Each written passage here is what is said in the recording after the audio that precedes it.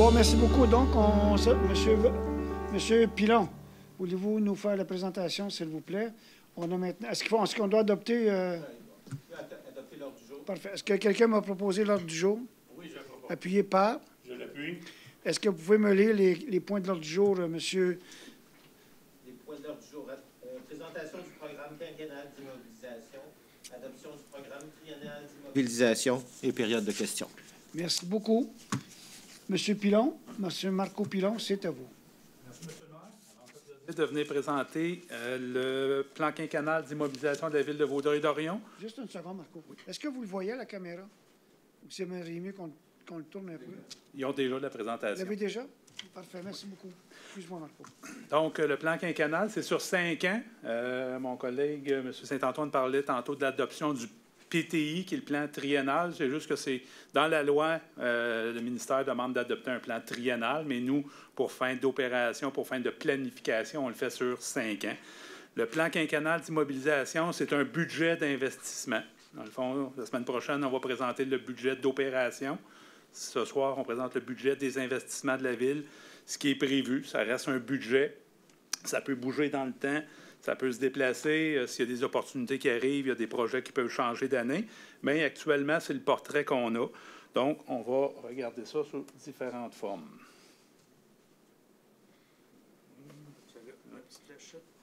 C'est bon.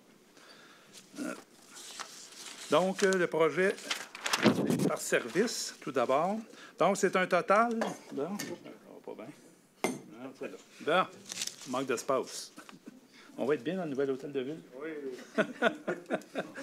Donc, c'est un plan total sur 5 ans et un petit peu des années qui débordent sur les années suivantes. Un total de 414 181 000 $. C'est sûr que c'est un gros chiffre, mais c'est quand même réparti sur plusieurs années. Donc, au niveau des 3 premières années, notre plan triennal, si on veut, on prévoit un 238 82 172. Les principaux postes de dépenses, administration générale, un total de 69,8 millions. Principalement, dans ça, on trouve la construction du pôle municipal. On voit qu'il est 2023, 24, 25. Donc, c'est inclus tout ça dans ces années-là. Au niveau de l'aménagement du territoire, on parle souvent de parcs, 9,4 millions. Horticulture, 5,9. Bibliothèque, bon, des petits montants, c'est plus des fournitures, des équipements. Au niveau du service des eaux, c'est quand même un poste important. Tout près de 40 millions vont être investis au niveau de nos infrastructures d'aqueduc, d'égouts. Il y a aussi le projet de l'hôpital qui est intégré dans tout ça. Génie et environnement, donc tout ce qui est infrastructure, les rues, les réfections de rues. On a quelques bâtiments aussi là-dedans, 110 millions. La sécurité incendie. Bon, bien, le montant important en 2023, c'est la caserne 11 qui est en construction actuellement dans le secteur sur la rue de Lotbinière. Donc, ce projet-là est en marche, va se terminer au courant de 2023 et quelques petites dépenses en 2024. 2026, ce qui est prévu, c'est un camion qui va être à renouveler là, éventuellement. Au niveau des technologies de l'information, vous remarquez qu'on n'a pas grand-chose à long terme. C'est tout dans l'année 2023. Dans le fond, c'est tout ce qui est informatique. Ça change rapidement, tout ça. Donc, on se limite surtout plus à l'année qui vient de ce côté-là. Au niveau loisirs, un total de 133,8 millions. Un poste important. On a planifié beaucoup de réaménagements de parcs. Il y a 4 ou 5 parcs qui vont être réaménagés de façon majeure, là, vraiment de la reconstruction et tout ça. Donc, on en a sur les 5 ans pour un total de 133 millions. Et au niveau des travaux publics, un total de tout près de 30 millions. Donc, c'est ce qui fait l'ensemble des investissements par service. Juste un point, Marco. Oui. Il faudrait comprendre que dans certains de ces investissements-là, surtout génie et environnement, il y a des promoteurs qui vont payer là-dedans. Ils sont là, mais les rues, maintenant, sont payés à 100 pour les promoteurs, plusieurs ans. Mais on le garde pareil dans nos chiffres. Bien, ils ne sont pas nécessairement dans ces chiffres-là. Ce qui est fait par les promoteurs, ils vont se retrouver plus tard dans nos chiffres. Parce que tantôt, tu parlais de génie environnement, tu parlais de rue. Fait que c'est juste pour oui, mais il peut y avoir des réfections de rue, il peut y avoir des projets de pavage. Mais c'est sûr, si on parle de l'hôpital, il y a beaucoup de projets qui sont faits aussi dans le cadre de la construction de l'hôpital. Donc, la SQI aussi participe à une certaine hauteur. Si on regarde maintenant les mêmes dépenses, mais tout simplement selon la nature des dépenses. Donc, on a parlé tantôt, au niveau infrastructure, on en a un total de 215 millions. Donc, c'est la moitié à peu près de notre PQI pour les 5 prochaines années. C'est des infrastructures, c'est de l'aqueduc, c'est de l'égout, c'est de l'infrastructure de route. Par exemple, le projet de réfection de la Lotbinière, la route de Lotbinière, toute la partie urbaine, c'est inclus dans ça. Il y a des projets au niveau du PPU Harwood aussi qui vont venir toucher nos infrastructures.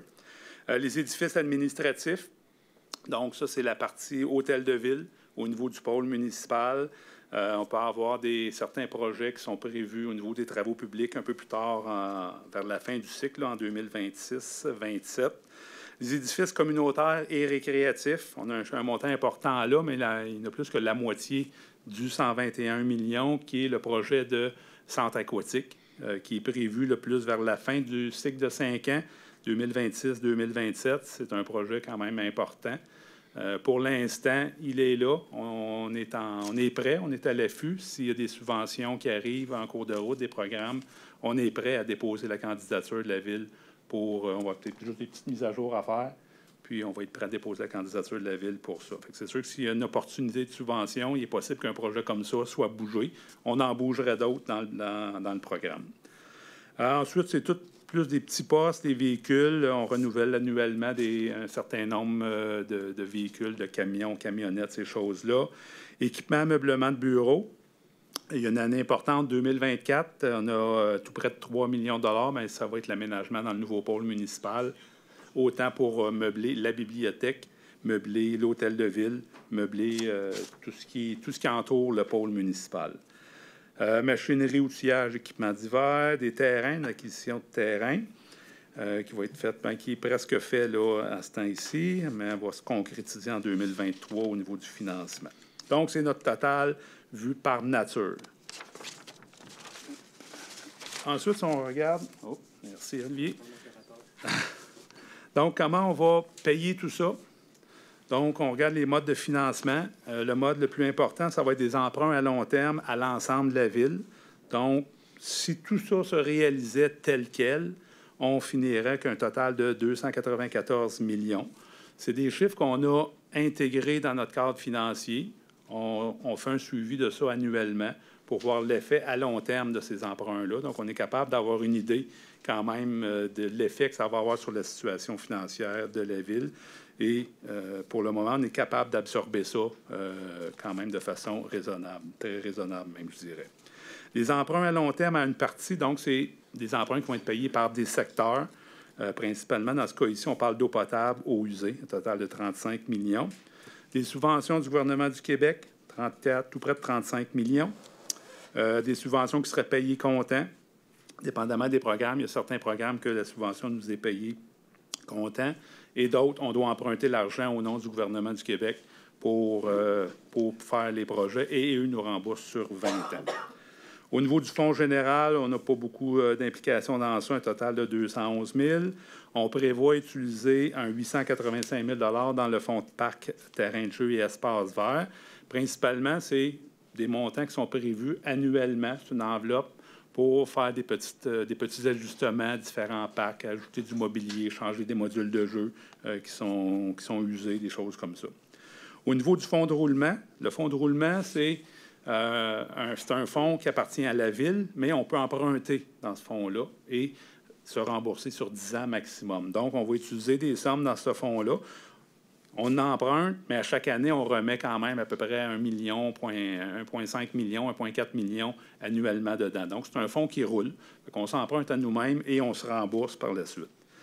Au niveau du fonds de stationnement, on avait un petit solde de 25 000 $. Le fonds de développement, donc, c'est un nouveau règlement qui a été adopté au niveau de l'urbanisme pour toutes les nouvelles unités qui vont être construites au niveau des unités de logement.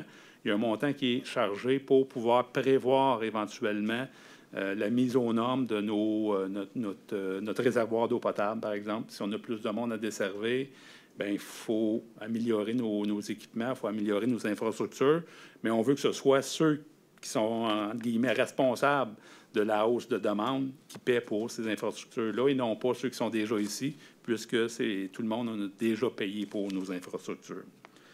Ensuite, on a des subventions fédérales aussi, souvent qui sont équivalentes à celles de Québec. La seule différence, c'est que ça nous est versé comptant. Le fédéral nous paie comptant les subventions. Et je vous parlais tantôt de la contribution au niveau de la SQI, la Société québécoise des infrastructures, c'est ça? Donc, au niveau des travaux qu'on fait pour l'hôpital, donc une contribution là-dessus qui est faite par les SQI. Si on regarde en terminant les principaux projets, donc on a pour plus de la moitié du 414 millions là, dans cette liste-là. Donc, on a le pôle municipal, bibliothèque, hôtel de ville et places publiques, un total de 73,7 millions. Le projet de centre aquatique, qui irait vers les années 2025-2027, est évalué à 65 millions actuellement. Tout ce qui est les travaux, la planification, tout ça a commencé. Les puits, traitements, réservoirs, services municipaux dans le secteur de l'hôpital. Donc, de 2022 jusqu'à 2025, on en a pour 23,7 millions. C'est un exemple de projet dans lequel la SQI participe de ce côté-là. On a des programmes de réhabilitation de services municipaux qui sont accompagnés de subventions aussi. Donc, dans les années 2025-26, on prévoit en faire pour 22 millions. Ça, c'est de l'aqueduc, c'est de l'égout. On fait vraiment une réhabilitation complète. Il y a un projet, c'est toujours des projets, un projet de garage municipal vers la fin du cycle encore, 2026-28, un 16,8 millions. L'élargissement du boulevard de la Cité des Jeunes, la phase 3, pardon. Donc, ça s'en vient, 2024-26, pour être prêt au moment de l'ouverture de l'hôpital. Donc, c'est la section là, actuellement qui reste entre le secteur des Floralis et à peu près le boulevard de la Gare, dans le fond. On parle d'un réaménagement du parc d'Orion Garden, un 15 millions de dollars. La caserne 11 au niveau de Lobinière, 14,9 millions, ça c'est en cours. Et deux réaménagement du parc du Bicentenaire pour un 13,8 millions. Et des plateaux sportifs au niveau du parc 4 saisons, 2024-2026, un 13 millions de dollars. Donc, ça fait un survol de l'ensemble des plus importants projets prévus au PQI 2023 à 2027. Ça ferait le tour de la présentation, M. le maire. Mais comme vous l'avez vu, de toute façon, c'est des projets. C'est une vision. À date, je ne pense pas qu'on n'a jamais pris un PQI, là, puis qu'on l'a fait tout pour tout, parce que tout dépendant de ce qui va arriver, des subventions, des projets qu'on peut faire aussi, parce qu'à un moment donné, il y en a tellement qu'on ne peut pas tout faire physiquement, c'est impossible aussi. Fait que c'est pour ça que c'est vraiment une vision. Si on avait 440 millions à dépenser, c'est là-dessus qu'on mettrait l'emphase. C'est juste ça que ça veut dire.